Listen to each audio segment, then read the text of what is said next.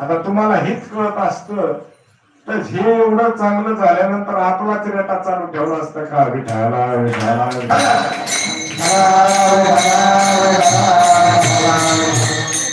ओ माऊली बसा ना राव, तुम्ही बी कमवून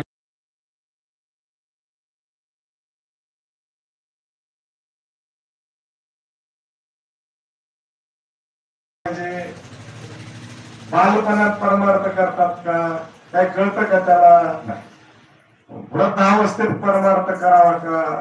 एक एक इंद्रियाने राजीनामा दिल्यानंतर सैन्य ठेवतात. सैन्य ते म्हाताऱ्यांचं असतं का बालकांचं असतं? म्हाताऱ्याचं बी नसतं, बालकांचं बी नाही.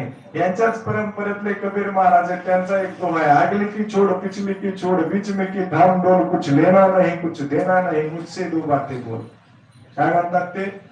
आगली की पिछली की बीच में की थांब डोल, कुछ लेना नहीं कुछ देना नहीं, मुझसे दो बातें बोल. अर्थ जर नाही कळाला तर कसा अनर्थ होतो? तो साधू त्या ग्रस्ताच्या ठिकाणी राहत होता, त्याच्या शेतावरती, आणि मग त्या साधूची तो ग्रस्त सेवा करायचा आणि तो तिथंच बसलेला होता. आणि ते आपले मस्त आहेत त्यांच्या आनंदामध्ये, त्याचा अर्थच यांना कळाला नाही. ते काय म्हणतात? अगली की छोड़ पिछली की छोड़ बीच में की थाम डोल, कुछ लेना नहीं कुछ देना नहीं, मुझसे दो बातें. आता काय असतं?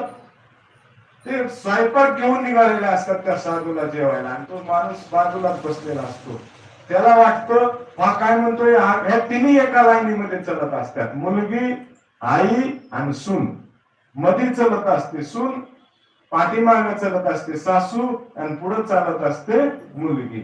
याला काय वाटतं, मागच्याला नाही पुढच्याला नाही, मधलीला दोन गोष्टी बोलाव्यात काही की असं म्हणतोय. पण तसा संताचा अर्थ नाही. संत म्हणतात तारुण्य सोडून देऊन चालणार नाही, बालपण गेलं तरी चालेल, वृद्धपणामध्ये तुम्हाला काही करता येत नाही. म्हणून तर सांगतात बालपणी खेळी रमलो तारुण्य नासले, तारुण्य तुमचं नासून गेले काय.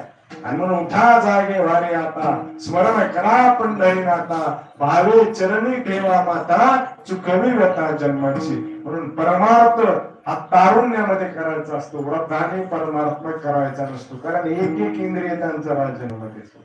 आणि म्हणून त्याला पुरुषार्थशील म्हणायचं, जे तारुण्यामध्ये ज्याचे पाय या धर्म मंडपाकडे वळतात. आता आपलं ठीक आहे, आपले तारुण्यामध्ये नाही वळले तरी मग आपण त्या जडभरीत राजासारखं काय करायचं, यायचं त्या खटवंग राजासारखं यायचं. शेवटला का व्हायना उद्धवाला धरा कृष्णदाता, सत्वर उच्चार प्रल्हादी बिंबला, आणि उद्धवाला आधला कृष्णदाता. उद्धवाला शेवटी कळालं भगवान श्रीकृष्ण निज धामाला जायच्या वेळेला की हा भगवान श्रीकृष्ण काही सामान्य नाही, या जगताचा मालक, या जगताचा पालनहार असा असणारा हा भगवान श्रीकृष्ण विठाला विठाला.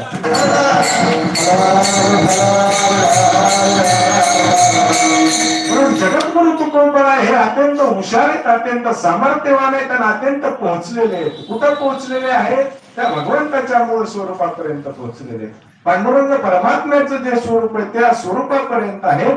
नवे नवे त्या स्वरूपाच्या पलीकडे, परब्रह्म स्वरूपाच्या पलीकडे देखील गेलेले आहेत. आणि त्या ब्रह्मापेक्षाही तुकोबरायाचा अधिकार मोठा आहे. आणि म्हणून जगद्गुरु तुकोबराय म्हणतात मागणे ते एक तुझं प्रत्य आहे, तुझ्याच पाची आहे, दुसरं कोणी देऊ शकणार नाही. मी बघा म्हटलं ना, कोणाला मागावं? ज्याच्याकडे आहे त्याच्याकडे. नाही तर आपल्याकडे एक जुनी मन आहे, काय थंडीचे दिवस असतात आणि ज्याला पांघरायला नाही त्याच्यापाशीच आपण गेलो, त्याला म्हणलं पांघरायला देत, दोन्ही थंडीनं काकडून मरणार.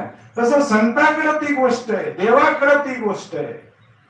कोणती गोष्ट आहे ती? सुख नावाची जी गोष्ट आहे, शांती नावाची जी गोष्ट आहे, स्वरूपाचा आनंद नावाची जी गोष्ट आहे, निजाकार शांती जी आहे, ते जे सुख आहे, कोणतं ब्रह्मसुख जे आहे, आत्मस्वरूपाचं सुख आहे, ते जगामध्ये फक्त दोनच व्यक्तीकडे, एक संताकडे आहे आणि दुसरं भगवंताकडे आहे.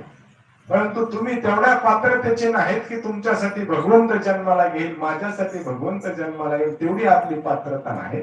आणि म्हणून आपल्यासाठी भगवंतच येतो, पण संतांच्या रूपाने येतो. माझ्या विठोबाचा कैसा प्रेम भाव, आणि आपणची देव होय गुरु पडिये देह भाव पुरवी वासना आपली वास.